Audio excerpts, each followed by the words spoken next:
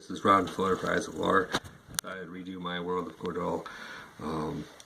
Had a subscriber and friend say that I revealed too much, so I thought I'd redo it for everybody to be more generalized, except for focusing on certain areas and revealing too much, I guess. So I'll start over here with Organcast. This continent's up here is occupied by the ogres, and their capital, Norvakfell. They have started the Legion. They were one of the few first sentient races after the Vol, when they died out. They've been kind of responsible for the High Elf being slaughtered and disappeared, and they try to create a lot of mischief over in every area that they can. And then over here is where the Troll Kingdom is, and their capital, Felstad. Trolls used to be a very druidic people. When they became civilized, it kind of split into two in a way, but the druids were always peaceful about it. And then one day a troll rose up with his death spore magic, and decided that his magic and his ways were superior to everything else, and became kind of like a Nazi in a way, and had a revolution in sorts. So the kingdom kind of split into two, and then some of the neutral trolls are now here in Kroltar, and the evil trolls are now occupying this. And they allied with the ogres to try to take over the world in a way. Down here is where the Volgma are, and their capital, Wycliffe. This used to be Gremlin land, but once the dwarves and the Volgma came up from the underworld, because their cities were being overrun by lava, and they had no ways to repel it, so they had to come up to the surface world. And once they did that, they came up here at the Exodus mines, and the gremlins would not give them any land peacefully to live on, so the dwarves and Volgma just went to war with them and took them a lot of their land over. This is the remainder of the Gremlin Kingdom, and their capital, the Bog. They're little bastard race, I guess. They like to create a lot of mischief, and, but since they lost a lot of the lands, the kings are usually being assassinated every like 10 years or so from their relatives, and every time they're assassinated, a new king puts on a new crown on top of the old crown, which the crown of the Gremlin King is quite large, like 4 feet tall. It has to be raised and lowered onto them with the ropes and pulleys. And had some stuff drawn of that, but nothing final yet. Should be kind of cool to draw here soon. And then over here is the Dwarven Kingdom, their capital, Raven Crown. Of course, they're really good blacksmiths and are a big part of the alliance, and they negotiated with the humans to get them and the Volgma in. Then down here are the gnomes and their capital, Everdusk. Pretty peaceful right now. They, even though they're with the Vigil, they tend to concentrate more of their time on the dream magic and nightmare magic and being in the dream world. I don't have the great dream gate drawn yet on here, but they're trying to get they call their god, or their newer god would be the Great Dreamer, which people think is some sort of evil or good entity, depending on what side you're on, and have sabotaged the gate for quite a long time. So they're trying to get that finished and built and see the Great Dreamer come to the mortal realm. And then over here is Help Tef.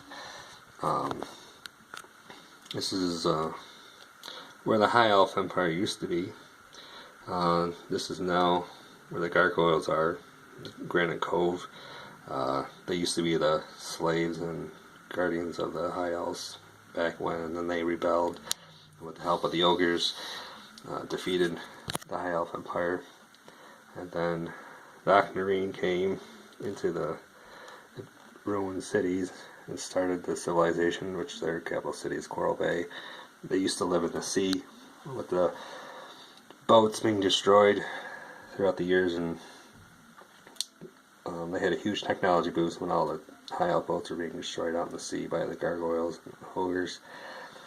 So they came to the land to kind of rebuild the High Elf Empire in a way, in their own image, and become a big leader individual.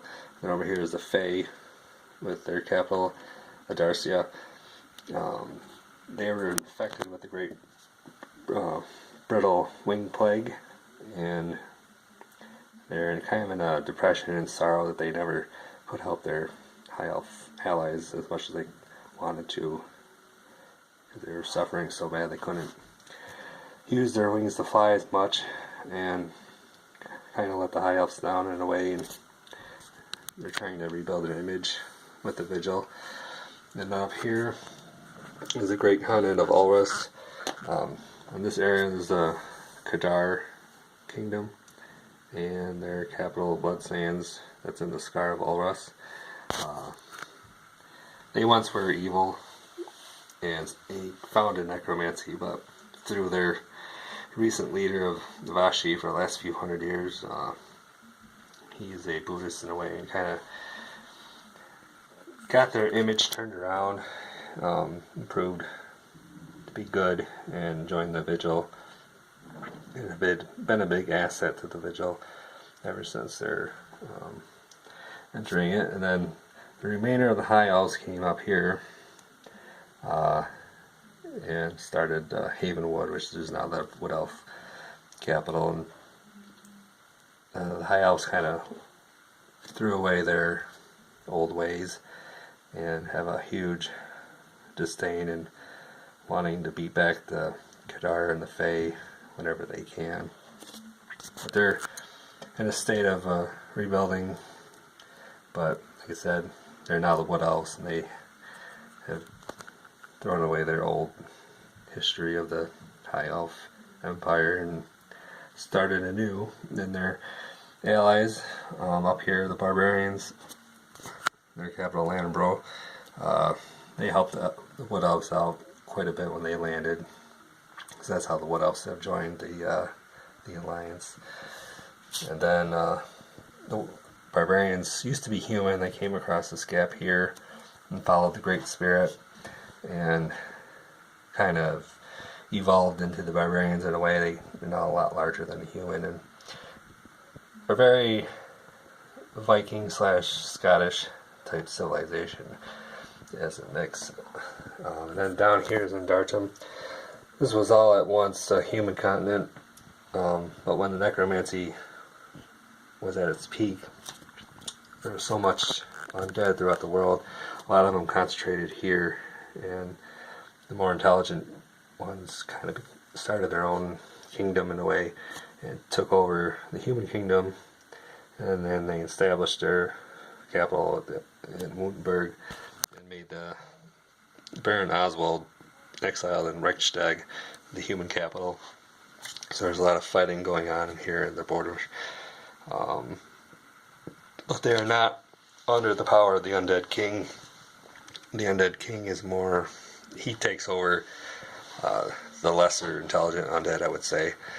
And he, at every Winter's Dread, he marches on every capital, but you never know which capital at first and the next one.